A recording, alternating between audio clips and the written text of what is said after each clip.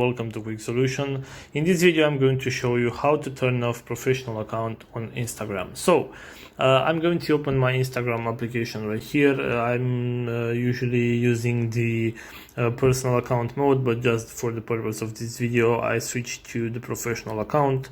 So in order to turn that feature off, I'm going to tap the profile icon at the bottom right corner and then hit the icon with the three lines at the top right corner, and then go to settings and privacy. So right here, if I'm going to scroll down through these options, I should be able to find an option which is called, just a moment, actually it's this one right here, creator tools and controls. And right here at the bottom of the page you can see we have the switch account type option. And I'm able right now to switch to a personal account back. So these are a few information about switching our account, and select switch to personal account. And as you can see at the top right corner there is an icon loading, and right now I switched to a personal account.